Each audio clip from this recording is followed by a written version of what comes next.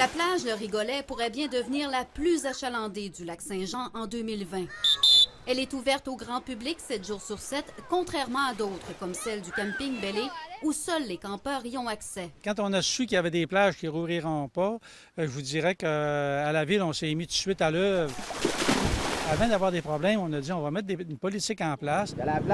6 ressources supplémentaires ont été embauchées pour contrôler l'accès au site et gérer le stationnement. On a mis en place une guérite, en fait, pour faire le contrôle, surtout de la contingente, mais aussi pour faire l'accueil. Donc, on est fiers d'accueillir les gens sur notre plage. Les employés se chargent aussi de rappeler les consignes sanitaires aux vacanciers. Garder la distance de 2 mètres, tout ce qui est au niveau de l'étiquette respiratoire aussi. En plus de désinfecter régulièrement le bloc sanitaire. Ils ont une plage horaire de désinfection, puis c'est vraiment important pour nous d'avoir attitré une personne sur place. La municipalité estime pouvoir accueillir 800 personnes à la fois en respectant la distanciation sociale. Les premières canicules nous ont permis de faire des bons tests, en fait, et les tests ont vraiment été positifs. Et pas question pour les employés de jouer à la police, la Sûreté du Québec s'en charge. Ils passent ici, ils viennent circuler le jour, le soir, ils viennent voir ce qui se passe. C'est au monde de gérer rendu là, mais je pense que oui, les gens font quand même bien ça.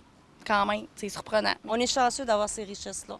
Puis peut-être qu'avec ce qui est arrivé, les gens vont avoir plus de conscience de ça. On a trouvé ça bien organisé. Il y avait des tickets en entrant, donc il ne pouvait pas rentrer plus de personnes qu'il fallait. On veut continuer de l'offrir gratuitement, mais on demande aux gens de respecter les consignes. De respecter aussi les gens qui sont à la guérite quand ils disent qu'il n'y a plus de place. À la plage du parc de la Pointe-Taillon aussi, on pourrait vous refuser l'accès, même si vous avez acheté à l'avance votre droit d'accès quotidien en ligne, parce que la capacité d'accueil a été réduite de moitié. Kate Tremblay, TVA Nouvelles, Métabetchouan, Lac-à-la-Croix.